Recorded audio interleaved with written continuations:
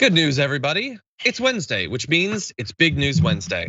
I don't know, do we have the thing? I didn't say anything about it before the show, but it is Big News Wednesday, everybody, which means two things. Normally, I would have said something about the intro, but the more important of the two, arguably, is Jayar Jackson. How's it going, Jayar?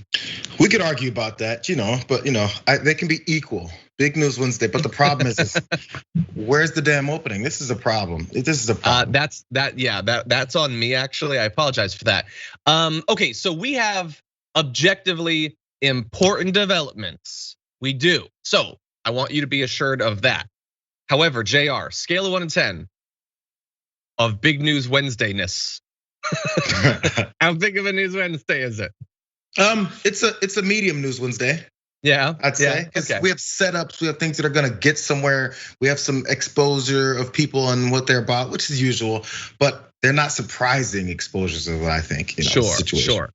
Well, look, what's gonna have to happen is Big News Wednesday. Most people think it's because the news is big. Okay, well that's perfectly good, but maybe we just have to be bigger. How about that? I'm done. Okay, so we'll deliver one way or the other. But anyway, over the course of the next 90 minutes, we do have a lot to talk about, including there's all these you might have seen headlines, all these interesting developments about the debt ceiling, about the infrastructure bill, all these new possibilities. Spoiler alert, Joe Manchin's gonna kill all of it, and so that'll be fun. I'm gonna show how he's gonna do that. But in addition, here in LA, we had a big anti-vaxx protest, and one of the anti-vaxxers tried to co-opt the Unhoused, and it did not work out the way they wanted, so that's gonna be fun. Also, Lindsey Graham, nobody loves him. He gets mocked everywhere he goes. We'll have a couple of different examples of that, and then there's some dark, tragic news besides. And the theme of strikes continues this week. We're gonna go over a few of the big work stoppages and those that might happen soon. But before we get to all that, if you wouldn't mind hitting the like button and sharing the stream, that would be delightful. And if you wanna send us tweets, comments, super chats, anything like that, we'll read them during our breaks, which should be coming up in not too much longer. But all that said, Jayar, you ready to talk about some news? Let's do it. Okay, let's do it indeed. Joe Biden is in retreat when it comes to the infrastructure bill. Chalk this up to not the most surprising news in the world, but he is ready to once again lower the expectations for the reconciliation bill. He is saying now that their ambitions have gone down to 2.3 trillion or less. And according to the New York Times, that will force hard choices about how to scale back a proposal that the president hopes will be transformational. But some people don't want to be transformed because they're doing quite well right now, thank you very much. So Democratic leaders will probably need to narrow their plans for free community college, child tax credits, and universal pre-kindergarten. So they are offered only to lower and middle income Americans, according to party members involved in negotiations. Look, that by itself, you know what I think about means testing literally everything to a gray paste. I think it's a big waste of time, and I don't think people are honest about why they want it. If that was the limit of it though, that wouldn't be that bad. But I really feel like the New York Times is kind of underselling how much might be cut. Not just who might get access to these things, but for how long they might get access, and indeed whether these things exist at all in the final bill. That's some of what's being considered: cutting duration of reach, jettisoning initiatives entirely. All that said, there are those who are saying they're not ready to retreat just yet. There was a private meeting between Mr. Biden and some progressive lawmakers, including the head of the Congressional Progressive Caucus, Pramila Jayapal, who said that she expected 2.5 trillion or up to 2.9 trillion, which is better. But again, it's not 3.5, and 3.5 was already a massive compromise over what they initially wanted. Now we've put Joe Manchin up next to me, and that is because for some reason, America has decided that he should decide what we get if we get anything at all. Now, he had said yesterday, well, maybe 1.9 to 2.2, which was higher than the 1.5 he'd said previously. Hey, maybe 2.2, maybe. But then earlier today, he said, no, it's still 1.5. He says, I'm not ruling anything out, but the bottom line is I wanna make sure that we're strategic and we do the right job, and we don't basically add more to the concerns we have right now. He doesn't want to change our society to an entitlement mentality. And look, I get that. Look, I criticize Manchin a lot, Jayar. I do. I say that he doesn't understand regular people. But I do think that if you talk to a lot of struggling working Americans, they say that, yes, they don't want to be burdened by all these things, but it's more important that we're strategic. So that's good. Thank you, Joe Manchin. What do you think? Yeah, he's got his finger on the pulse. Now, there's the thing. There's details in this that stand out to folks if you're really going to analyze the way this is going. So look, there's things like they said the Democratic leaders are going to take out things like free community college, child tax credits, universal pre-K. All those things get mentioned by the AOCs and Premier Jayapals of the world and Bernie Sanders, right? But they don't get talked about every time we talk about these issues and where things are getting broken down, and honestly, where things are getting taken out. So if we're going from the 3 trillion. And we're jumping down to 1.5 up to 1.9 to 2.2. All these numbers are what could appease Joe Manchin and possibly Kyrsten Sinema. Who knows where she stands? But it's supposed to appease him. So if we're losing like $1 trillion, $1.5 trillion, people feel more comfortable. But the media isn't talking about those types of things that are in the bill. What they talk about, I mean, they may talk about it way lower. But what we're talking about off the top is there's a disagreement amongst Democrats, liberals versus moderates. Joe Manchin versus Bernie Sanders, whatever, however they'll oppose it. But when those things get taken out, and then we drop that number, if Joe Manchin is appeased because the number is better, that means something got taken out. What we're not talking about is what has been taken out and to what degree, and to which people are gonna be affected by that. They won't say that because it'll affect so many people, and it'll cause many of those people to be like, well, I don't want that taken out. Why are you taking it from me? I paid into this system. How come I'm not getting my benefits as an American back? If they know the information is happening, they're gonna be upset about what's getting taken away. $1.5 trillion, if it's not a lot of money, then Joe Manchin wouldn't be ready to settle on half of the number, right? But it must be a big number, which means something gets taken away. It can't 100%. Be both ways. It can't be like, oh, it took away a little bit of money and Joe Manchin's happy. It has to be significant. If something's significant, if it's attached to actual policies, significant policies are getting taken away. It's simply inflation. I agree with everything you said, although I'm gonna go one step further. But first of all, I want to apologize to Brandon because I'm gonna have to jump around a little bit. But the major point that you made was that the media has been very focused on sort of top line stuff, the back and forth, who versus who, and all that. And look, I'll admit, lately, I think maybe even we have. Now, my defense would be that we have covered in depth what's supposed to be in the bill and all that. And we do, I don't know, maybe should we or shouldn't we? I anticipate that the audience has a lot of information. I expect that of the audience. I don't think that they're randos coming to this not knowing what a Mitch McConnell is and all that. So, but the media largely has focused on that stuff because the media in general feels like they're supposed to be objective. They certainly shouldn't be seen to be advocating for policies or anything like that. And they certainly wouldn't want to besmirch the reputations of any individual politicians by implying that their stated objectives are anything other than true and honest. But some good people that I like on social media have been pointing out this process. I want to give them credit. They said similar things to what you said. Parker Malloy, friend of the show, said pretty remarkable how little the actual contents of the reconciliation bill are being discussed in the news. Instead, it's just anchors saying the words 3.5 trillion over and over. And Adam Johnson says maybe if you're lucky in the written coverage, expanded dental, vision, and hearing coverage, universal pre-K, expanding Medicare, 2 years of free community college will be brought up in paragraph 7. The framing is all about jockeying between political forces, no sense of the human impact on poverty. And I think, look, some of what I read in anticipation of this, including we quoted from a New York Times piece, has a little bit more of that, kind of. It's not the best, but they have a little bit of it. But even them, like they have this, I'm gonna read this quote. We don't have a graphic for it. The president acknowledged in private meetings on Monday and Tuesday with House Democrats that he was now negotiating a plan to spend more than 2.3 trillion and possibly less in a concession to 2 Democratic centrist holdouts, Senators Joe Manchin and Kyrsten Sinema of Arizona. And even there, like it's not just that we only focus on the numbers and not the substance. We barely focus on why any of this is going on. And to the extent that we do, most of the media has bought into like real pass the Bucky type stuff from these supposed centrists. And that's a whole other thing, the fact that they call them centrists, and how do you decide on that? What's the argument for doing that?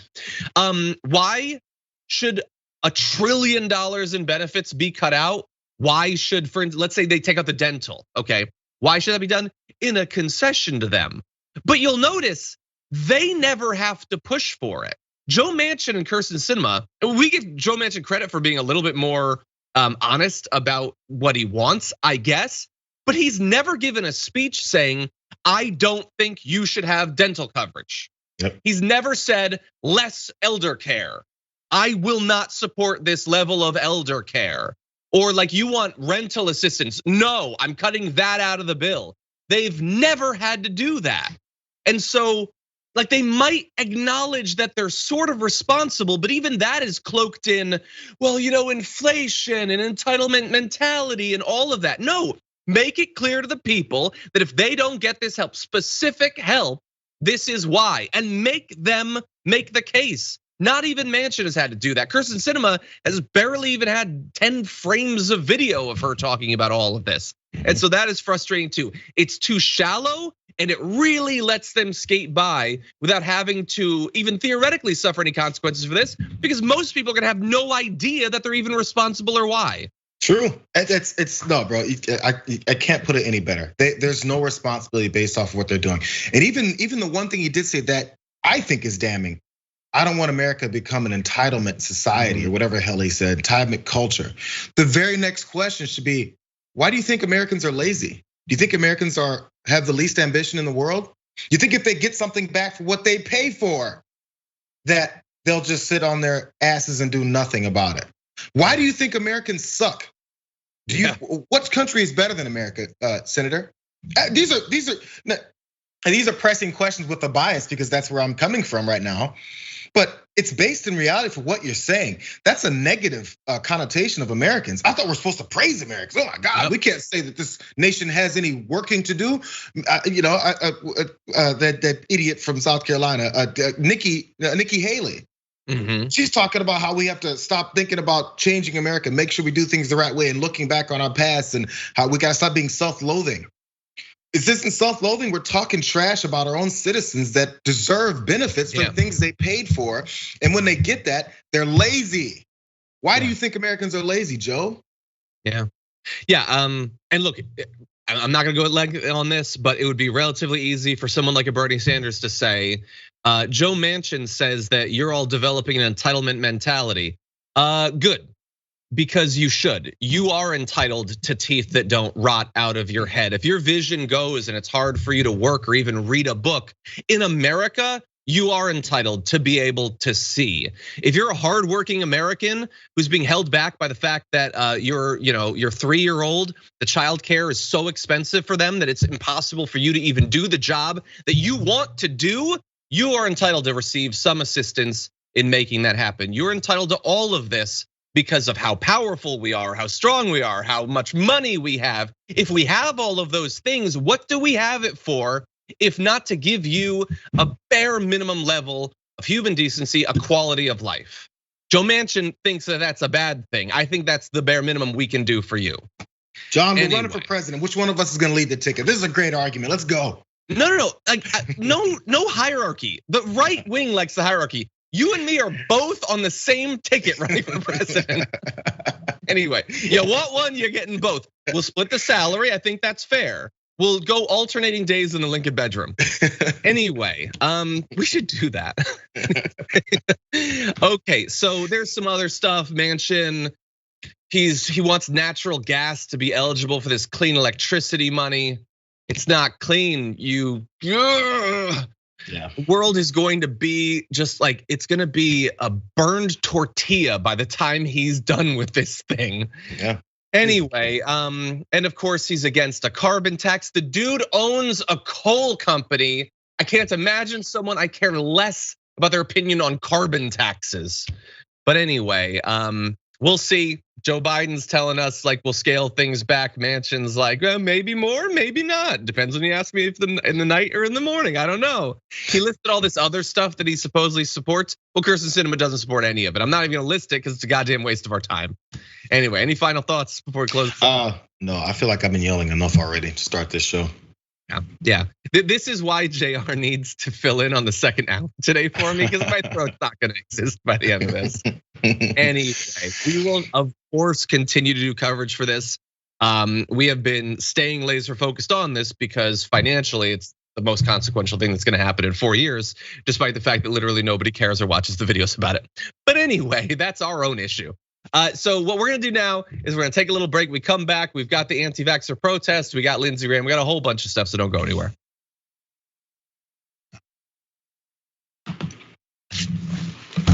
Okay, everybody, let's see what's going on. So first of all, over on YouTube, thank you, Loek. And Loek became a tier 1 member. Kirsten Eicham became a tier 2 member. Much appreciated, thank you. Let's see, RKNG says post phone numbers and addresses, how to contact your congressperson and complain. So RKNG, I appreciate that. I understand that like my cynicism sort of goes up and down over time. I don't think that calling Joe Manchin matters at all. I really don't. Like, I know that it's supposed to, and I want people to be engaged. I am not one of those people who barks at a camera and tells you you don't have to do anything except watch my videos. That said, what is like Kirsten Sinema, like she's watching the phone like, I hope no one calls because then I'll have to give. Nah, I don't think so, I don't. Now there might be some people, not like maybe some reps, I don't know. They are Democrats, they're weak, but for those who are currently in charge, I don't know, I don't think so. What do you think, Jayar? Maybe letter writing? Yeah, maybe. I mean, look, I appreciate a good letter. I can lend you my typewriter if you want, but again, I don't know. Then faxes, maybe they respect faxes. Manchin is a billion, so who knows? Anyway, RKNG also said it should be renamed for the children bill. That's actually not bad. I don't mind that. I don't know what the technical name of it actually is, the reconciliation bill. I'm not sure. Anyway, Atticus says, as an American, you should feel entitled to certain inalienable rights. Any legislation put forth to improve the life, liberty, and pursuit of happiness of Americans should pass without question. Yeah, I mean, we might disagree on what exactly accomplishes that goal, but yeah, I don't know. It's one of the reasons that we're so focused on this is like, Jayar, you've been around on TYT a lot longer than me. How many times have there been like, oh my God, this is like a big bill that's gonna really improve people's lives? I can think of like one or two.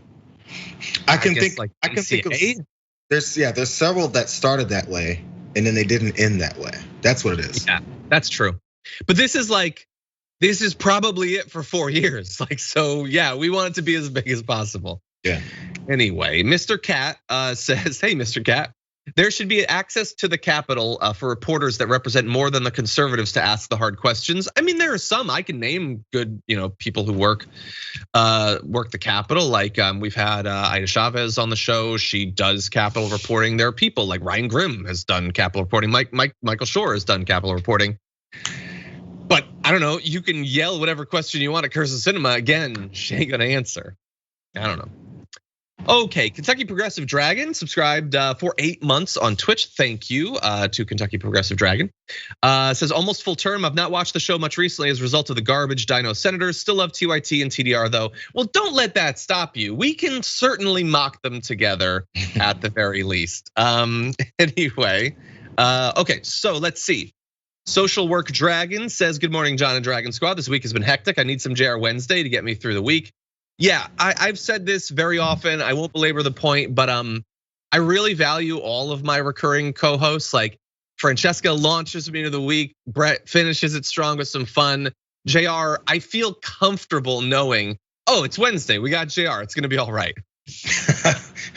Get through a tough day. It's over the hump. Yeah, it's just like, yeah, because the news can be rough on a Wednesday. Friday is fun and games, but Wednesday can be rough. But I know we got JR. We're gonna be okay. Aww. Anyway, J-Dog says, hi, John, watch the Anna and Ben debate. Ben really does think everyone is dumber than him. Nothing but lies and word salad. She said it was a good experience. We'll talk more after this.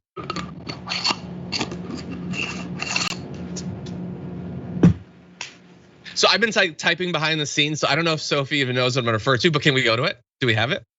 Can we do it? Okay, we'll do it after the next break. Anyway, no worries. It's all on it's all on me. By the way, I also did want to let you know a couple of things. So one is we talked about this in the pre-show. There was, as of when we began the show, an active shooter situation at a high school in Arlington, Texas. What I have heard from the chat is that there's an all clear now for the school, but the shooter is on the loose. That is about as much information as we have as of right now. There were some confirmed injuries. As of what I saw, no confirmed deaths. So just we are watching that, but yeah, that's what we know as of right now. Also want to let you know that, as always, Indisputable will be coming up after our show. Dina Dahl is going to be joining Rashad on that. Alexander Salter will be on for debate, so you're not going to want to miss it. That'll be coming up in an hour and 10 minutes or so. So that should be fun. But that said, we do have a lot more news to get to. So why don't we launch into this? There was an anti-vaxx protest in Hollywood Boulevard just this last weekend. It's devastating, the misinformation, and it's resulting in people being killed. But that doesn't mean that it didn't produce some fun moments, including this, when one of the anti-vaxxers tries to co-opt one of the unhoused into spreading their message. It doesn't work out like she might have expected. Do you see all these homeless people around? Are they dead in the streets of COVID? Hell no. Why? Where are the biohazard bins for these masks? Where are they? Okay, so I apologize with us having to bleep it out. I don't know how clear that was, but the woman yells, you see all of these homeless people, they're not dead in the streets. The idea being it's all made up, because if it was gonna be killing people, it'd be killing them and they're still alive. Ipso facto, the vaccine doesn't work and isn't necessary because there's no COVID. Well, the unhoused individual yells back, because I'm vaccinated, you dumb F. Which I just love that. That's some great improv, didn't hesitate. And so I appreciate that, Jayar. Yeah, there's a sense, and I learned this from the Neighborhood or Nextdoor app, one of those that I've seen. People in, at least maybe the communities I've seen, there's this sense that unhoused folks aren't in your community, that they're not a part of your society, that they're just kind of there. It's like a fire hydrant or something that you just kind of walk by and they don't really participate. So there's this assumption that unhoused folks don't know what's going on, don't catch a glimpse of the news, don't have an idea of a virus that's spreading across the world. They think that they're just totally detached and they're just these tree stumps that have to be moved to the next place, because they always go, move them out, ship them out, pick them up, take them out. What does that mean? These are humans and they have brains and they know what's going on. So if you say, how are all these unhoused people just not dying in the streets? First of all, some of them are. And number two, maybe some that aren't know that they have to go get vaccinated. Like there's a superiority complex that are like, oh, see, these lower people that are nothing compared to me, they're not dying. So what's the situation? Hey, idiot, I pay attention to things and I took some action. Like there's this, like people don't just sit in now what people are upset about now in LA. They don't just sit in their tent and then just don't do anything all day or not pay attention to our society. They're still living. They're still living. And they want to still live. It's just, I don't know, man.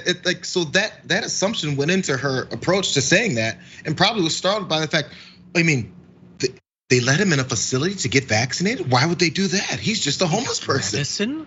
He got medicine and he didn't die from the vaccine, but I read on VAERS. Yeah, you're totally right. It's a belief that these aren't real people.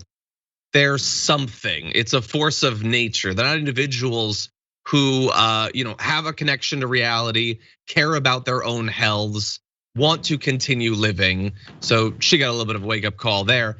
To your point about the moving, just really fast, I saw a headline and it was following the Huntington Beach oil slick. Some in Huntington Beach now think it might be time to stop offshore oil drilling. And so I tweeted, like arguably it was bad before it washed up on your beach. The same with the plight of the unhoused. Like it doesn't become an issue just because it's in front of you. It still exists. Don't treat people like an oil spill, basically. But anyway, we did not launch into that video just to laugh at that particular anti-vaxxer, although that would have been enough for me. I want to be clear about that. But no, we decided we would add a little bit of substance to it too.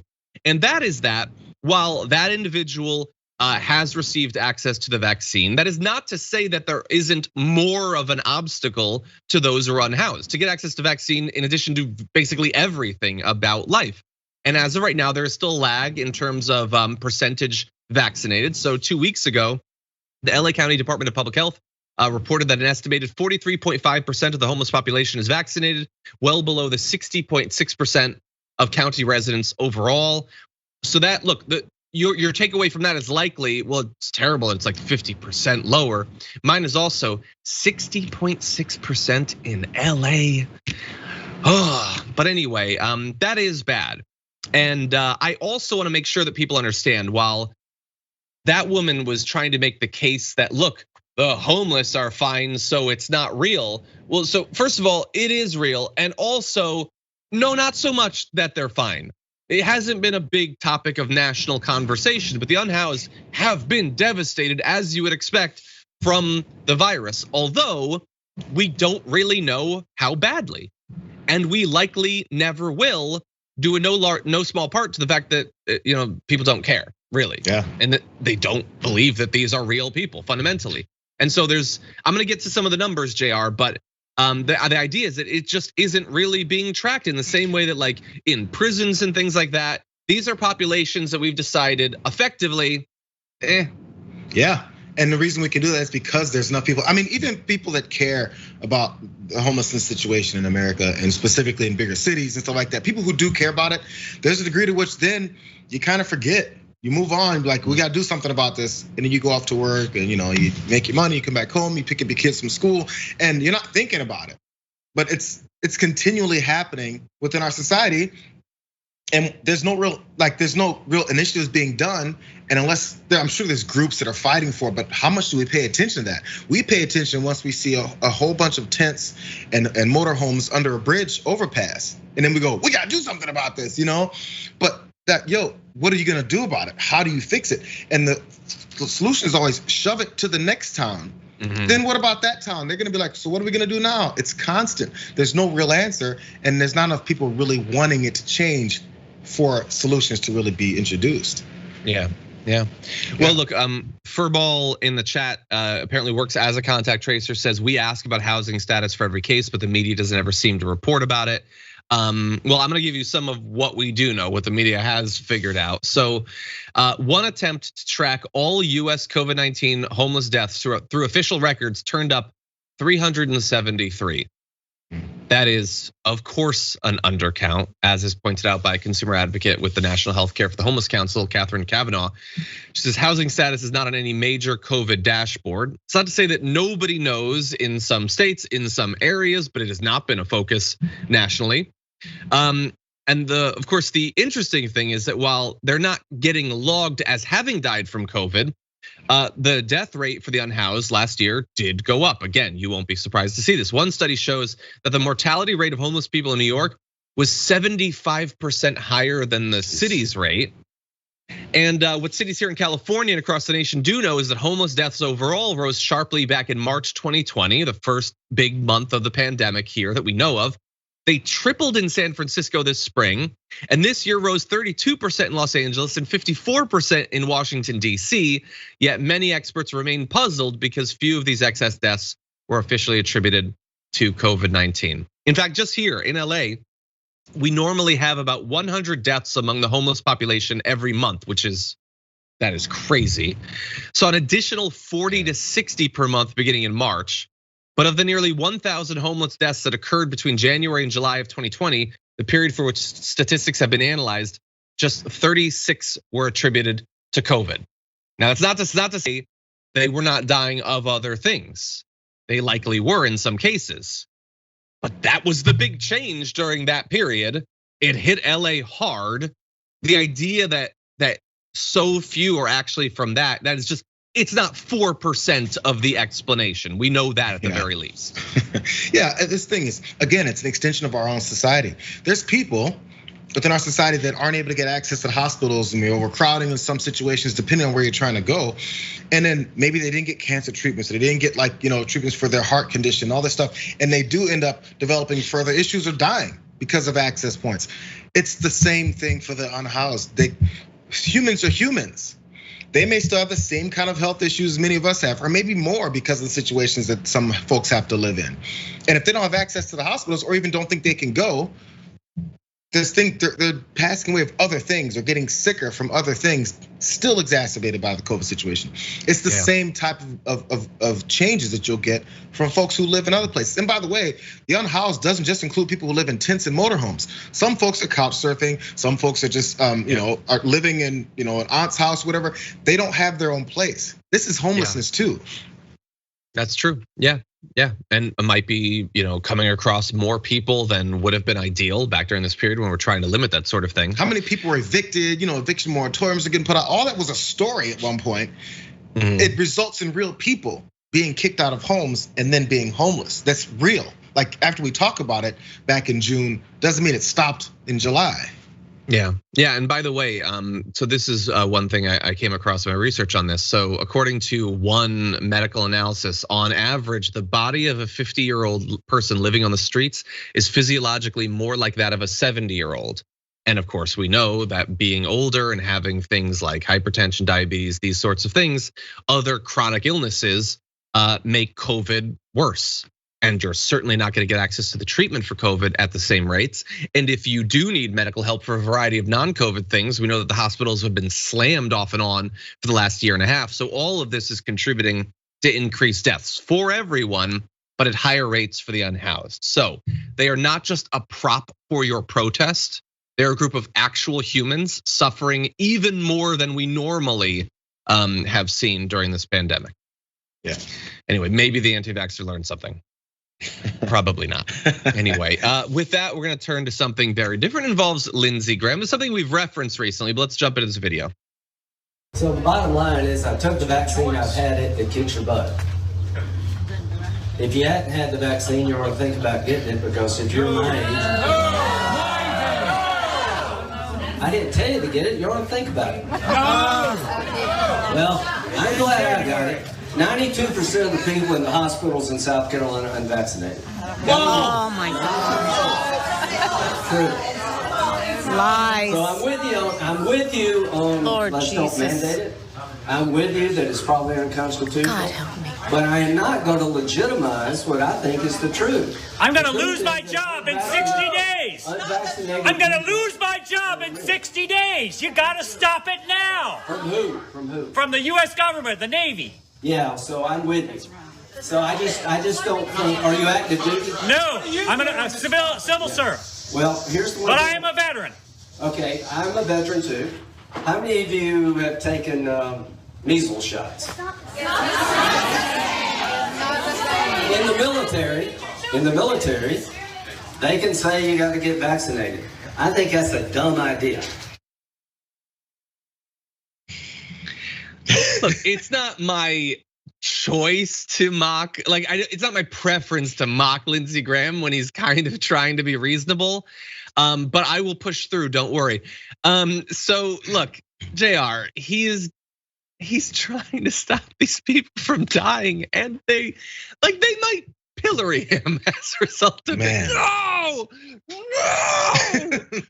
So how many of you have had the measles shot? Shut up! How dare you mention that? Okay, tough room, everybody. What'd you think? Who riled all these people up? Where'd you guys get these wild ideas that the vaccine's gonna kill you? Man, were you guys following some crazed madman for 4 years? What's going on? I can't believe you guys are so upset. All I said was maybe sort of kind of you want to consider possibly getting vaccinated. Now, we also saw in real time how Lindsey Graham has no real principle. Like, he believes in getting vaccinated. He said that a few times. He also believes that Donald Trump facilitated and pushed and incited the January 6th insurrection. But he pulled back on both of those things when a little bit of pressure was applied, because he has no principles. He has some thoughts and beliefs, But those can be shoved aside when it comes to political expediency and a little bit of popularity. That's his basis. That's his real principle is, am I the popular guy in the room? And if I'm not the popular guy in the room, am I standing next to the popular guy in the room? Yep. Yeah, exactly. And yeah, so look, he's kind of trying to do the right thing, but on the other hand, he's so terrible. Like I'm never gonna forget him during the Kavanaugh hearings and all that nonsense. So, I don't have a lot of like personal empathy for him, but we have to analyze this as a case study. Like, so according to them, it's up to the individual, and these are all people who think that free speech is the most important thing in the world. So when an individual gives you their opinion, I'll murder your family. Well, like so you want to cancel him for having this opinion. And then like the dude who's yelling out, I'm gonna lose my job in 60 days. Well, wait, aren't you still just doing your research? You're not gonna be able to wrap that research up in 60 days? No, it's a lie. These people will never get it because they're not waiting to find out more about long-term side effects or whatever. This is their identity. They're not gonna give up their identity. They're yelling about Lord Jesus and it's not the same and everything. These people have been radicalized as thoroughly as anyone in the world on any cause. The difference is, well, I was gonna say the difference is that they're only risking their own life, but of course they're not. They're spreading disease, it's gonna kill other people.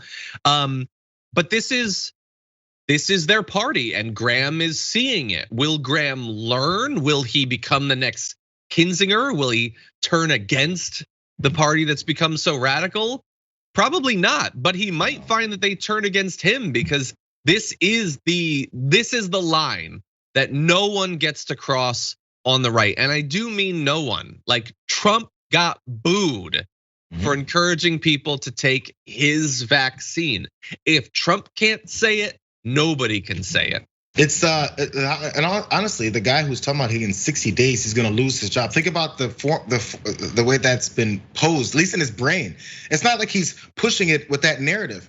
He believes he's gonna lose, quote, lose his job in 60 days. Hey, bro, that's your choice. You can keep your job. Hey, I talked about Liz Sage Steele from ESPN. And she loves her job, and she said it's scary and overruling and all this stuff from ESPN to make them get vaccinated. But she did it because she likes her job and she wants to keep it. This guy is deciding to lose his job rather than do what the job is requiring him to do as a Navy guy. Anyways, and Sage Steele lost her job, right? She's suspended, but she's got suspended. COVID. Okay. Ironically, after she got vaccinated, but it doesn't work. That's what I hear. But anyway, so no, but like it's instead of I'm choosing to lose my job, it's I'm gonna lose my job. This is your choice, bro. Hey, your employer said wear some shoes into the building because we don't want to see your toes out and whatever grime you've got in between them. We don't want left on our floors. Oh, I'm gonna leave my shoes at home. Well, bro, stay at home with your shoes. Yeah. That's your choice. Yeah, and I know that they fear like, well, if they can make you do this, what if they make you do X? Well, then we'll talk about it. Like that's, in the same way that we talked about the shoes thing. The shoes, like there are different requirements. We can have conversations about multiple things. This is not actually onerous unless your brain is riddled with worms. It's just not. You watch Tucker Carlson, you've been convinced of that. I apologize. There's a not insignificant chance that you'll die as a result of these beliefs over the next year. But anyway, that's your party, Lindsey Graham. Have fun with that. Now, Lindsey Graham was also asked about some of the claims that Stephanie Grisham makes in her book, The Big Revelation from the Trump Years, about Lindsey Graham sucking up to Donald Trump for free swag. Anyway, let's see what he had to say about that. Grisham, who's just another, frankly, a turncoat, former White House communications director. She's got this tell-all book. She says in the book, she talks about you. She says, as to Lindsey Graham, it struck me that he was using Trump to mop up the freebies like there was no tomorrow. Seems that he still is. What exactly is she implying here, and what's your response to that? Apparently, she's implying that the only reason I want to be around President Trump is because of the food. So the food? I'll let you determined if that's why I spend time with the president, because I need my next meal. So I guess they're not paying you guys enough in the Senate, huh? My appreciation for President Trump includes the food, but much beyond that. I'll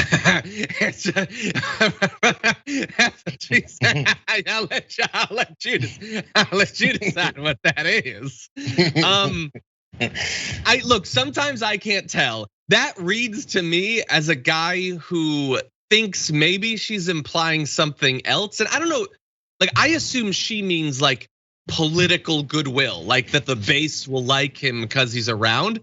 I don't know what he's thinking or whatever, but maybe it's just like, old men are weird sometimes. Was that just him being a weird old man with the looks to the side and the weird he doesn't know how to act on camera? I don't know. I'm not sure if he was given that question beforehand, he had a chance to think about it, or if he was caught off guard and he had some things in his head that he knows that she was mentioning. Because again, we talked about this earlier in the main show meeting when Brett and I were talking about it, and I said, is there some kind of a goodies or whatever she said, some of the goodwill he'll get?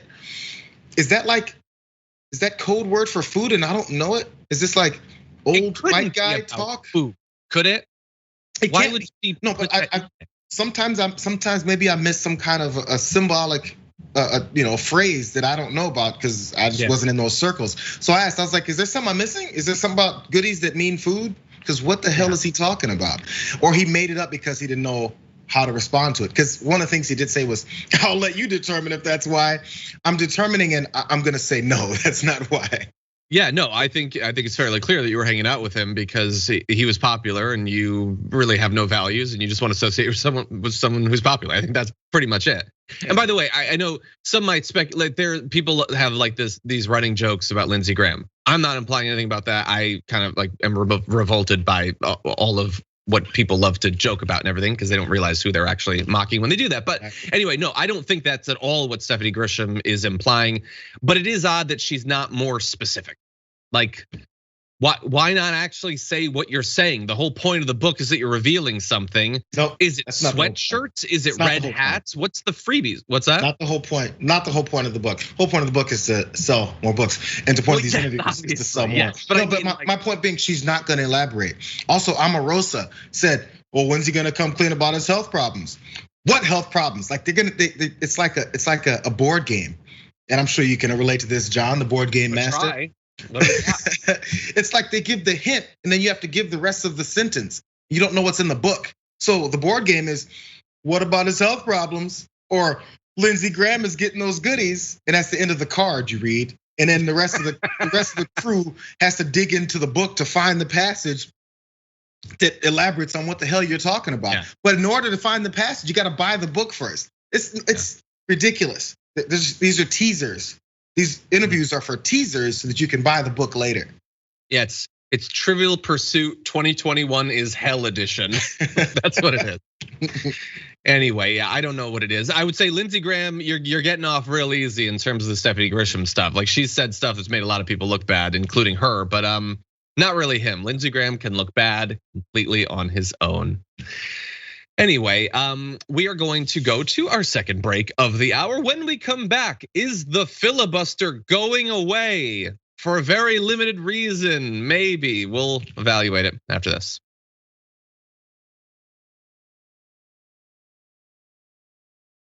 Okay, everybody, let's see what's going on out there in the audience. Over on YouTube, Seymour DeMonica has been a tier 1 member for 2 months. Thank you for sticking with us. Says, might I suggest a trigger warning for any future Ted Cruz segments? Wrong Wolverine always darkens my soul.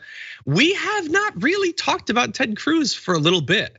I did see there's an article. So The Root is one of the websites I occasionally look to for sources.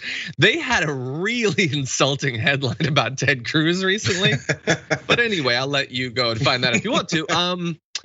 Yeah, I mostly focus on the substance of his possum beard. Anyway, Peter Hamby says, Graham of humble pie, hearing constituents' cries, he does not listen. Also, Jayar is excited for the new NBA season, huh? That's not bad, not bad. Thank you. I actually am. Has it started already? Late October 20th, 21st. Somewhere in there. Yeah, we're in preseason now. It's gonna happen. The collision of the end of the baseball season, which is awesome, the beginning to middle of football season, and also the beginning of the NBA season. This is the best time of year. Just keep it real. Yeah. Okay, I'm gonna guess how many games they play in a season in that. And I think it's in the 80s. How close am I? You're very close. Yeah, how many is it? You're 70, extraordinarily close. What? You went the wrong direction from 80. Damn. You went the right number. You went the wrong direction though. 88? 82. No, you had 80. You went down to 78. So many to follow. Like if you're personally invested in a team, you have to be happy or mad 80 times. It's so much. Well, that's like 3 years of emotions for me. Let me introduce you to a Major League Baseball season of 162 games. I know. That's no. The reason I watch football is I can almost count all the games on my hands. That's enough for me. Anyway. Okay, Bernie the Kiwi Dragon says he has freedom to choose, take it or leave it. Also, don't right wingers love to talk about how easy it is to get better paid jobs? He should have nothing to worry about, but he clearly is. Look, and here's the thing, like this guy is not the victim, and I don't feel that bad for him, but it is a grown adult who thinks that unless he gives up his job to not take a vaccine, he's become a bad person. And I may not you should know that that's stupid. You should be able to get past that. But this is a movement that has produced those people. He's a full grown adult who's like, he has no idea what's going on anymore. And I do feel bad about that. Can I say one thing? So Sparky McFly, I love this comment. I never jump into these things, but Sparky McFly on the YouTube chat was talking about the board game that Lindsey Graham plays. He said Snakes and Ladders. It's so perfect. It has so many layers to that name, and I love it. Good job, Sparky. Yeah. It's Snakes and Career Ladders. Yeah, definitely. That's not one of my favorites, but it's a classic. I'm not gonna besmirch it. Anyway, Daedalus says in the super chat, I live in Spartanburg, highest rate in the country, and my anti-vax neighbor has been in the ICU for weeks. The burnout is really hard, especially since I work someplace that sells ivermectin. Help, please. Yeah, God. Oddly enough, the thing is, there is ivermectin, it is everywhere, and we all know it's a wonder drug, and yet people are still dying. It's weird. I wonder why. Anyway. God, I'm sick of this pandemic and all the stupidity we have to experience. Okay, let's see. Buck Dragon says, I imagine a riot would have broken out if Graham had responded to that guy with, you have the freedom to knowingly make a choice that will result in the loss of your job. That would not have gone over well for him, even if it would have been true. Okay, more news coming up after this.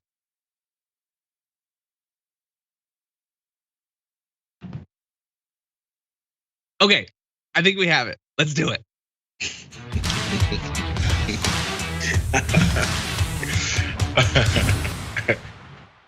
Oh God, yes, now it's a big news Wednesday. Thank you, I appreciate. It took a lot of behind the scenes effort to make that work. So thank you to Marissa and Sophie and Brandon, everybody who made that work. Thank you. I like it. I like your team. I need traditions and rituals. Your team is awesome, bro. They are awesome. They get on top of things, when you don't even tell them. That's true. That's true. Okay, everybody. We've got more news coming up, but in addition to that, I do want to let you know. You've probably been wondering, what's my homework? What should I go do? Well, don't worry, I'm gonna give you some. Okay. You know what you can do? There's this person. You might have met him. Rashad Ritchie. He's awesome. Do you know how awesome? He's so awesome that he's up for Best TV Anchor in Atlanta Magazine's Best of Atlanta 2021 to recognize all the work that he's done on Indisputable. And he can win, but he needs your help. So what you can do is you can go to tyt.com/Rashad and type in the name Rashad Ritchie in the box. That would be like the first big award for Indisputable for not the first for Dr. Rashad Ritchie. He's won tons of awards, but for that show, how awesome would that be? And you can do this every day until October 11th. It takes like 30 seconds and he definitely deserves it. So if you do that, I wanna see you type in the chat that you did it, whether on YouTube or Twitch, I'll see it and I'll be very appreciative. So thank you in advance for that. Now, with all that said, why don't we jump into the big last story of this first hour? The Democrats and Joe Biden apparently are in support of reforming the filibuster, like this much, like a tiny little bit, and also it's not gonna happen. But how did we even get to the spot where they were willing to kind of consider it? Well, you might have heard that the government's about to default on all of its obligations. This is this stupid debt ceiling song and dance that we do that isn't necessary, but we do it. So the Republicans have not been playing ball on raising the debt ceiling, even though we're raising the debt ceiling to pay for things that they okayed while they were in power. It's not the new stuff, it's the older stuff. But anyway, the Democrats have been trying to get around this. And so Senate Majority Leader Chuck Schumer said that lawmakers would hold a procedural vote on Wednesday. That's today. And it's expected to fail because there's not 10 Republicans who are willing to join the Democrats. Now, Schumer has said earlier this week, just on Monday, that Congress must pass legislation that would raise the debt ceiling by the end of the week. But the Republicans are not playing ball. Now, you probably wonder why. What do they want in exchange for going along with this? Well, your guess is literally as good as mine because Mitch McConnell ain't saying. He has not said anything. In fact, he told President Biden in a letter on Monday, we have no list of demands. And you know he means it because he sent a letter in 2021. You meet with him all the time. You got his phone number. You can DM him. Why are you sending letters? It's ridiculous theatrics and pageantry. Anyway, he just doesn't want it to succeed. Or if it does succeed, he wants it to take as long as possible, make the Democrats look bad. Sure, it might do terrible damage to the country, but if it hurts the Democrats a little bit, that's its own thing. Now, along the way, as he's saying, I'm not gonna support it, I'm gonna try to stop every Republican from supporting it. He says the government must not be allowed to stop paying its debts. He's also said no Republican will vote for it, and he'll block them from doing it. So you guys have to pay the debts, and we are going to set you on fire to stop you from doing it. Isn't that a great situation we've got there, Jayar? Sounds like someone who's working for the American people, especially since those debts were built up through the previous administration and their policies and the things that these Republicans backed that administration in doing. So let's build up these debts. We must pay them, but we don't want to participate. You Democrats, this is your problem. How many more different angles to just one argument can one guy have without? Do you want one? Yeah. You want an example of exactly what you're saying? A stupid another angle. And it's, remember, the United States Senate is the greatest deliberative body in the world in history. I'm gonna give you an example of that. So, because this, if we don't raise the limit, it could be terrible. Biden had told Republicans to, quote, stop playing Russian roulette with the US economy. McConnell added that he was imploring Democrats to, quote, not play Russian roulette with the American economy. Greatest deliberative body in the world. He's literally stopping them from doing it. And he just says the same thing back to them. Nuh-uh, you are, said the minority leader. The 87-year-old minority leader who's then went back to his Legos and his blocks.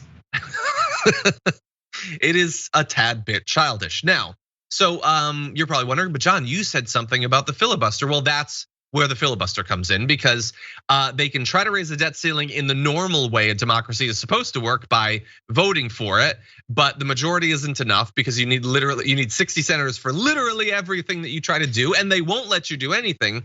And so President Biden said late last night that it's, quote, a real possibility that Senate Democrats could seek to revise the chamber's filibuster rules to overcome a Republican blockade on raising the debt ceiling. Okay, he said there's not many options if the Republicans are gonna be that irresponsible. There's not much time left to do it by reconciliation, and creating a new exception to the filibuster is gaining support among Senate Democrats, according to 4 sources with knowledge of the discussion, who are big fat liars, as we'll get to, all asked to speak anonymously to detailed closed door discussions. Bear in mind, Congress has until October 18th to raise the limits. So this is the possibility, Jayar. It's a real possibility. Carve out, raising the debt ceiling no longer requires 60 votes. What do you think? Weird, man. This is the thing. We got to check in with Joe Biden and not Joe Biden. We can Joe Manchin and Kyrsten Sinema because there's this hard line that they're not going to change anything with filibuster rules because that would break our bipartisanship and the way we work together in this country. West Virginians want this, and if we don't do it, what's the point of even being here? Yeah, I would love to hear from the two that don't want anything to do with breaking the filibuster. I would love to hear it because we have to include the Republicans in everything that we do, and if we don't, we're not doing what the American people elected us to do, right, Joe? Yeah. Where's his? You want to hear? Yeah. You want it? You sure? You want to hear? You ready to have your mind blown, Jayar? You ready? I'm ready. I don't think so. You better go watch like an experimental sci-fi film or something, because I got nothing for you, unfortunately. So last night, there's a real possibility. This morning, unfortunately, Joe Manchin still exists. And so he said, he's bearing in mind he's one of the strongest supporters of keeping the filibuster. Asked about the potential change of the rules, he said, "We're not going to default. I just know that there's enough people here that will not let this country fall to default. So we're still doing the same thing as with the voting bill. Surely there are 10 good Republicans." Did he find those 10 good Republicans? He did not. I checked it. And so he gave a little press conference. Okay, let's get some more from Joe Manchin. Remember, this could crash our whole economy, send the American government tumbling to its knees. Here's what he had to say about changing the rules. I've been very, very clear where I stand on the filibuster. I don't have to repeat that. I think I've been very clear. Nothing changes. But the bottom line is we have a responsibility to be the adults. Our leadership has the responsibility to lead. And that's what I'm asking and imploring them to do. Okay, so he says we have to be adults. We have to lead. I implore you to do that. One could make the case that that's what they're doing. They tried to do it the way that is under the rules. It's too important to let it not happen. And so they're willing to change the rules to allow the party that is in the majority, that controls the whole government, the people sent them there to do this stuff, can actually get it done. But that, Jayar, does not fall within the category of being adults, leading, and all of that. No change to the filibuster on literally anything. So who's he talking about? Which leadership is he saying needs to start acting like adults and get this done? Is he talking about Democratic leadership? Is he talking about leadership being like all of the Senate? Like they're supposed to come together and do this, because he just said before that we're not changing anything. We're going to get decent enough Republicans to do it. So there's words that make it sound like these Democrats should do it on their own in that little clip there. And there's also statements about how we're going to get enough Republicans to do it. It can't be both. Or maybe I'm misinterpreting what he meant by everyone coming together in leadership doing it the right way. Maybe he means leadership on the Republican side. I doubt he means that, but maybe he does. So which one is it? Is there Democrats going in alone and being leaders and being the adults in the room? Or is it everyone? No, it's just nothing. And so, by the way, like if you're thinking, remember they're still occasionally talking, and like Biden had indicated, like, hey, maybe a carve out also for voting rights, because that's like kind of important, like having a democracy. No, they won't do the carve out for even this. Like, and we don't focus too much on debt limit increases here on TDR because it's boring as hell, and in the end, generally they end up getting it done. It is so pointless. There's no reason to continually go through this, and he won't carve out even for that, this technicality. You think he's gonna do it for substance? Anyway, that is regrettably all the time we have for our first hour. So if you've been watching on one of our linear platforms, thank you so much for watching. We really do appreciate that. If you're on Twitch or if you're on YouTube, we do still have a lot more to talk about. So Jayar and I are gonna take a short break, but in just a couple minutes we'll be back, so you shouldn't go anywhere.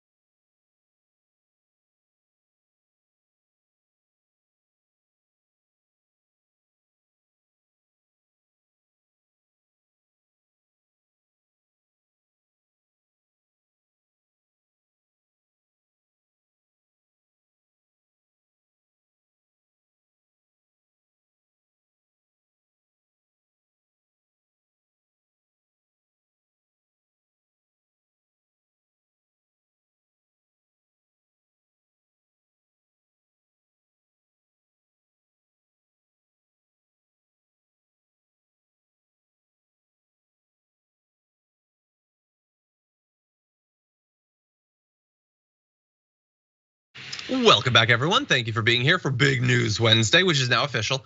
Jayar Jackson is here as well. Jayar, thank you as always for joining me and absolutely taking some of the weight off my back later on today. I'm going to be leading the first hour of the Young Turks with Adrian Lawrence, and you're going to be joining Adrian for the second, right? Am I? I thought you were doing both. I thought you were doing both. No, you have to. Well, we'll see. Anyway, I mean, I'm not gonna be there. We'll see. Maybe Adrian will just, like it comes to, it's just her in a blank window next to her. Sorry, Adrian. Miscommunication. Anyway, in any event, what I do know is coming are a few more news stories. We'll get to those in just a second. But before we do that, I wanted to let you know of another exciting bit of content coming up on the network later on today, and that would be The Conversation. Senator Nina Turner is gonna be on there. That by itself is exciting enough, but she's gonna be speaking with both David Sirota and Bill McKibben. So that is gonna be absolutely awesome. So David Sirota is the editor of the Daily Poster. He's been on basically everything on TYT a bunch of times, does a lot of great work there. Bill McKibben, who I've had the pleasure of interviewing several times, is an author, educator, and environmental activist. She's gonna be talking to both, and that is coming up at 5:30 p.m. Eastern time, 2:30 p.m. Pacific time. TYT.com/live. And also after the show, you got a happy half hour. You got a whole awesome day ahead of you. So get ready for that. And let's see what's going on Twitch. Ghost Dog hit 10 months as a subscriber. Thank you for that. Dungeon Master I Am Sock says, I want a TYT show where it's all yelling. Yeah, that's called The Young Turks. It's been around for a while, actually. And I've had a couple of episodes sitting there at that desk where it was all yelling. Anyway, Alltech Phoenix, subscribe for 12 months. Thank you, Alltech Phoenix. GOG1 Boogie hit 16 months. Damn, on a streak. And let's see, Sleeper Service Dragon hit 7 months. Thank you for that. Says, good luck with the book, John. Thank you. I identified some additional revisions I need to do. I wasn't gonna do it, but I want the book to be good. So I'm never going to get past this project. I have a cool concept for my next one. I'm not ready to say, but it's a combination of two things. And I think it's kind of an awesome idea, but that's like in 5 years or whatever. Is it anyway, called Wish It, Want It, Do It? What is that from? It's Brian's book. It's Brian's book from it's Family Guy. Book. No, mine is called Somehow I Manage, and I'm on the cover doing this. Anyway, Wish It, Want It, Do It. No, I gotta watch that episode again. Anyway, I just watched it recently. Anyway, sorry, go ahead. Yeah, no, thank you for that. That's fine. Anna would get a kick out of that if she's watching the show.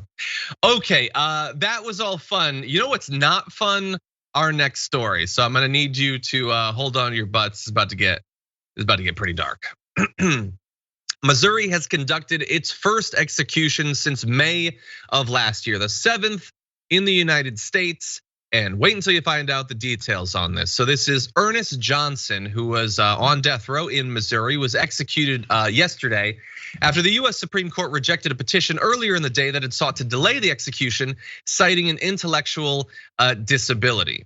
Now, I don't want you to think that the Supreme Court didn't put a lot of thought into this and the stakes in this case, except that the entirety of the statement from the court was the application for stay of execution of sentence of death presented to Justice Kavanaugh and by him referred to the court is denied. The petition for a writ of cert is denied. And that's it. And with those two sentences apparently headed up by Justice Kavanaugh, Ernest Johnson was executed. Now, Ernest Johnson was originally convicted of robbing a gas station and murdering 3 clerks nearly 27 years ago. He was killed by lethal injection. You can see a photo of him that we'll put up here. And look, obviously, nobody is saying that killing 3 people is not a horrendous crime, whether it was a year ago or 27 years ago. It is obviously a horrendous crime. That said, he wasn't just held in prison to stop him from murdering people. The state killed him. They murdered him. And what you should understand about him, on top of the obvious issue with allowing the state to decide who lives and who dies, is that attorneys for Ernest Johnson say that he was ineligible for the death penalty because multiple IQ tests had shown he had the mental capacity of a child and read at a primary school level.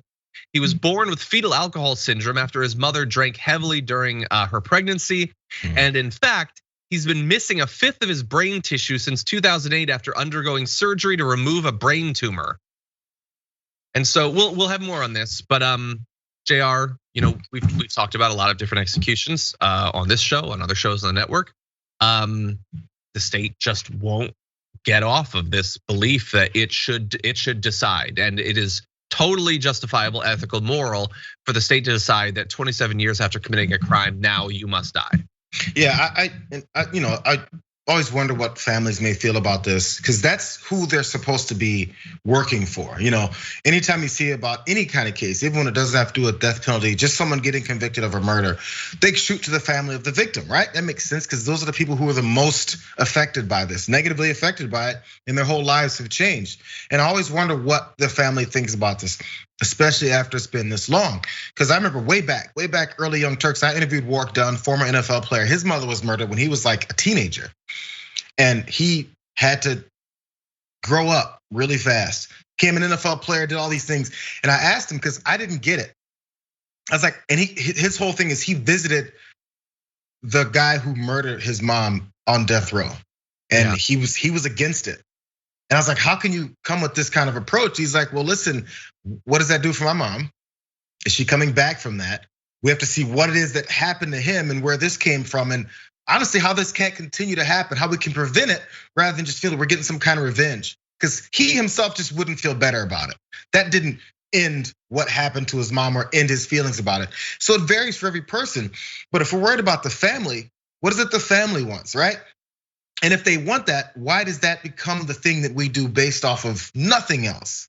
Yeah. So I get the vengeance point, because that's where I was too. I was like, the first thing I would want to do is get revenge.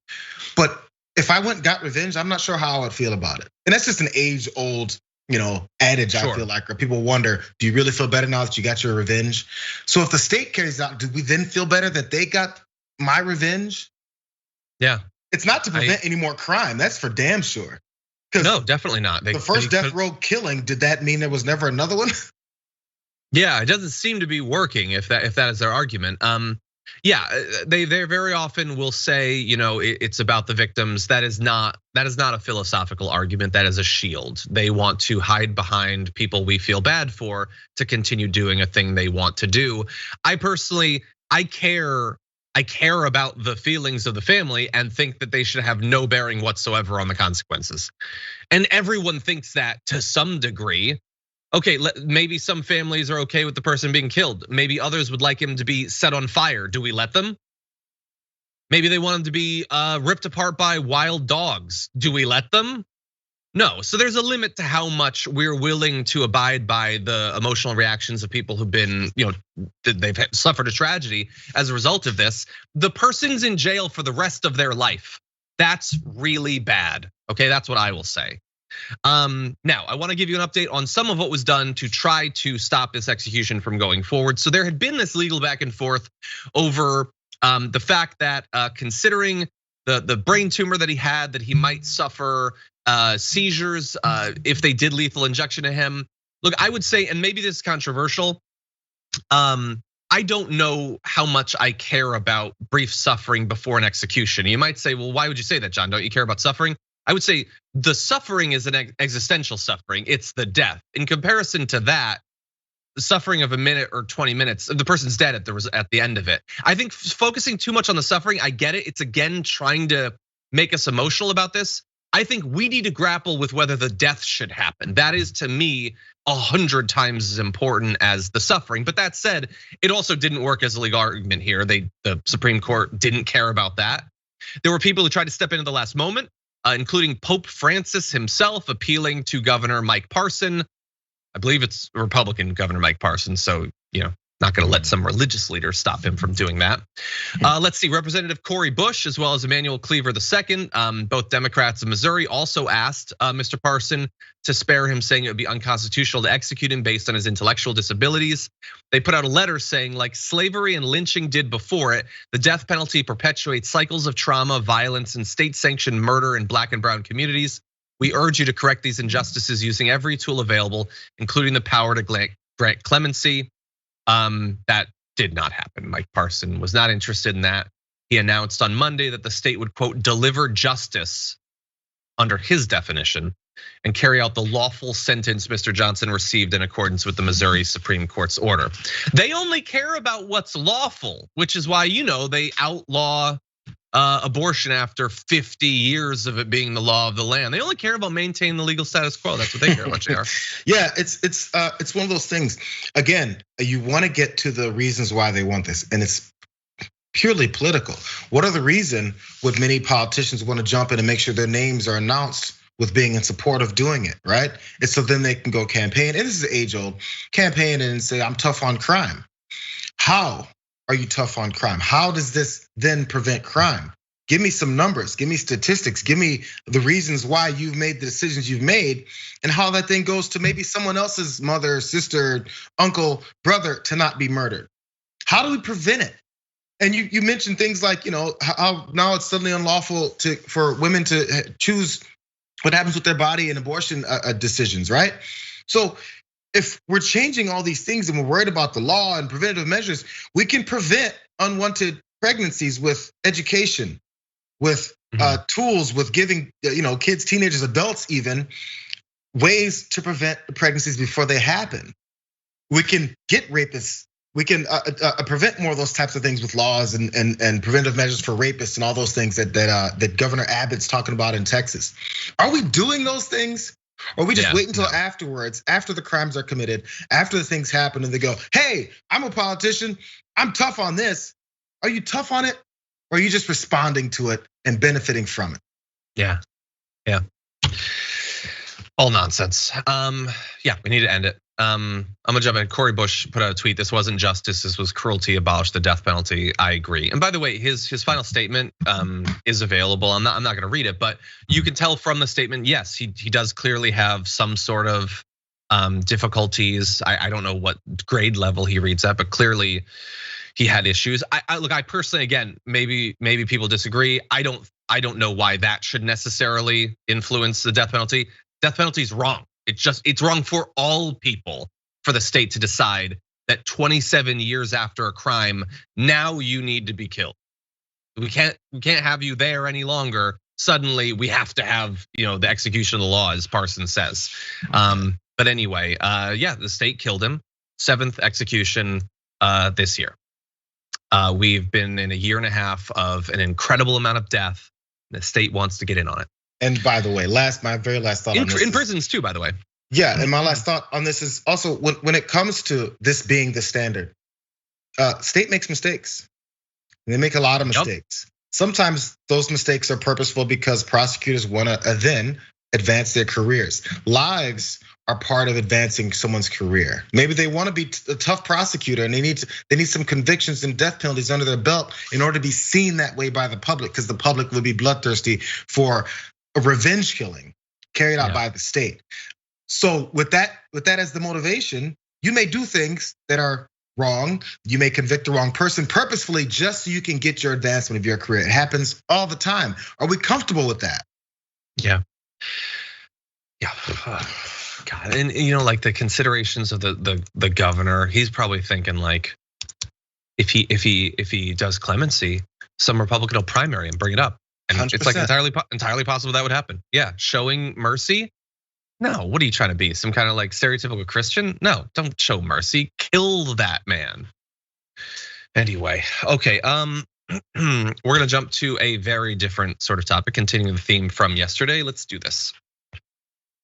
Another big strike has now begun. Kellogg's workers at 4 large manufacturing plants have gone on strike. That means that work at all of their US cereal plants have come to a halt. 1,400 workers included in this, and this involves plants in Omaha, Nebraska, Battle Creek, Michigan, Lancaster, Pennsylvania, and Memphis, Tennessee. And the dispute, as is very often the case in work stoppages like this, especially recently, involves an assortment of pay and benefit issues such as the loss of premium healthcare, holiday and vacation pay, and reduced retirement benefits.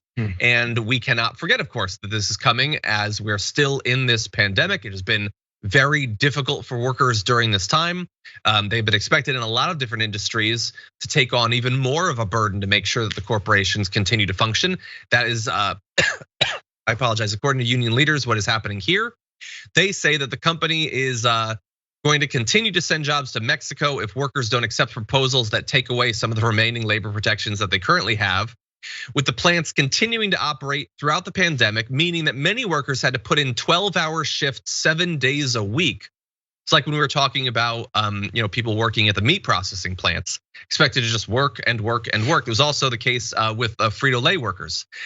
The company says that its offer is fair and would increase wages and benefits for employees that it said made an average of $120,000 a year last year. That's what they're saying. I don't know what jobs they're focusing on there or if executive pay is bringing that up, because when you bring up the actual staff wages, it doesn't seem like what a lot of people working in these plants are actually making, but that's what they say. And the union leader says that they expect that scabs will be brought in to continue operating the plants during the strike while negotiations continue. Jayar, what are your thoughts? This is another one of those things where it's the domino effect of something, right? We'll complain about how people aren't going back to work because of COVID and all that stuff, or how they're being lazy and now they're entitled and all this. And we'll throw all these reasons why people are such pieces of garbage in the workforce. But things like not paying attention to the COVID infection rate and not promoting masking and not promoting vaccination and not telling people to take things seriously, because there's so many different entities when it comes to just conservative media that wants to tell people certain things so they can get money coming in and build an audience. Or then when it comes to politicians that want to look a certain way, like the negative effect on trying to get yourself and advance yourself, and then hurting people in the process.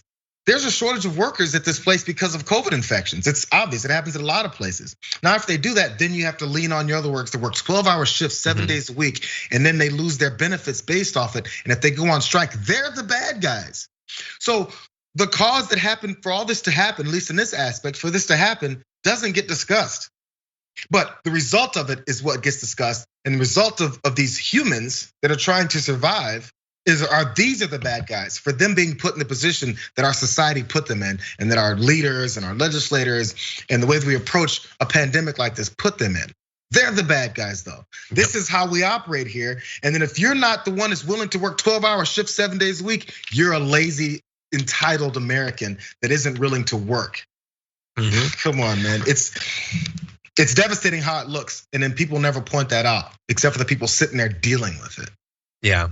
Well, and like you said, you started off saying that we've been noticing that this is becoming more common, and that is true. I just wanted to remind people of some of the strikes, some of which we've already talked about, including mine workers against Warrior Met Coal in Alabama. We've covered that a few times. Nurses in Massachusetts, building engineers in San Francisco, carpenters in Washington.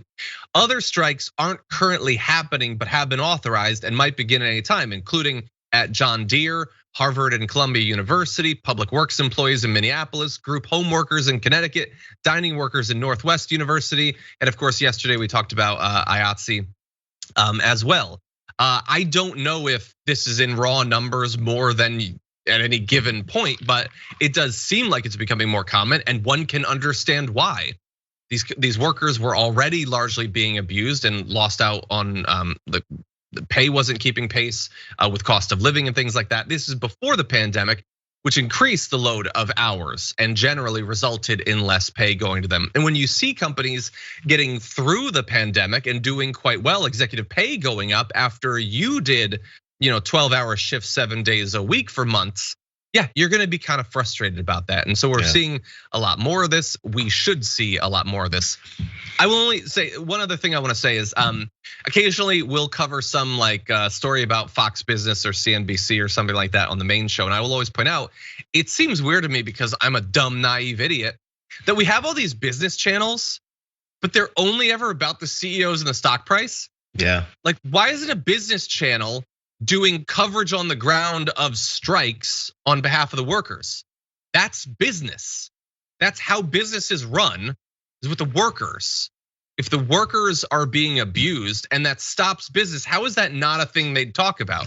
Because of course, that's not what business channels are not about business. They're about stock prices and CEOs doing well. But we should have that.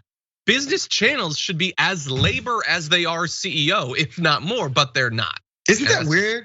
That's weird that's the radical point of view, to focus on the workers, because the workers aren't really, at least in this mindset, the workers aren't a part of the business running. They're just there to facilitate the people at the top that own the businesses or that are running the business. That's the way it's supposed to be. These workers don't have a place. And that's just capitalism. Like in a hierarchical society that we have. Hey, I'm at the top, you're at the bottom. You're supposed to be garbage and dirt and do everything I tell you for nothing. And if you don't like it, you're entitled. It's crazy. 100%. Yeah. Someone saying in the chat, are you pitching a TYT business show? I told Anna she should start TYT business show. But no, not at this point anyway. We got a lot of new content recently. We want to focus on building that out.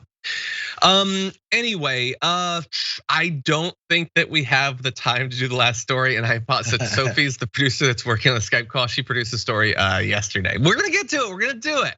But this is Big News Wednesday. It swells. You can't fit in everything that you want. She produced it yesterday. So that means you guys did it yesterday, right? Why would we do a story that you guys obviously did yesterday when it was produced yesterday? I will do it 10 times. So anyway, Jayar Jackson, as always, I want to thank you, but I want to thank you double, not only for doing the show today, but also for helping me out with the second hour later on. Very much appreciated. Thank you. It'll be fun. I mean, why not? You know, we gotta jump aboard, make it happen. We do. You'll have fun. You and Adrian are gonna do an awesome job.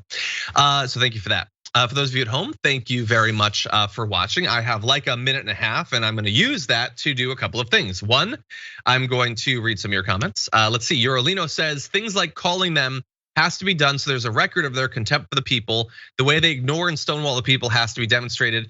I do not disagree with you, and do all of that. And for a lot of politicians, I think it still can matter. And mattering is not the only reason to do it. I grant you that, but I have to be honest with you. And I don't think that they individually are going to be affected by it. If you want to do it anyway, great, do that. Be invested, be active. I agree. Donkey Teeth BTIS says, if Democrats cared one bit about getting anything done, they'd end the filibuster, because when the tables are turned, the Republicans don't give a crap. That is true. And as I've said a million times, first of all, if the Republicans ever get something they want to do, the filibuster will be gone in 5 minutes. But they don't need to, because they already can do everything they need to do without the filibuster. The carve-outs exist for the tax cuts. They'll do it via reconciliation. The carve-out exists for their judges. You already don't need 60 votes for that. That's the only stuff they want to do. So this idea that like, oh no, but someday the Republicans, no, now, yesterday, a week ago, 5 years ago, the Republicans already, this is not hypothetical. They already have the advantage. We want parity, that's all we want. Anyway, Dragon Dancer says, eye for an eye leaves the whole world blind. Good point, Jayar. Agreed. Kide says, every day I'm amazed how backwards a place the US actually is. Death penalty in 2021, how could anyone think it's the greatest country on earth? We can't even agree that it's a bad thing to cough in each other's mouths. So just lower your expectations for the US. No, that. But anyway, there you go. Anyway, Indisputable is coming up, so don't go anywhere. And I will be leading the first hour of the Young Turks with Adrian, so stick around for that. Conversation as Nina Turner, David Sirota as well. It's gonna be a lot of fun. And they're gonna be joined by Bill McKibben as well. But until all of that, stay safe out there, stay sane out there. We'll see you soon.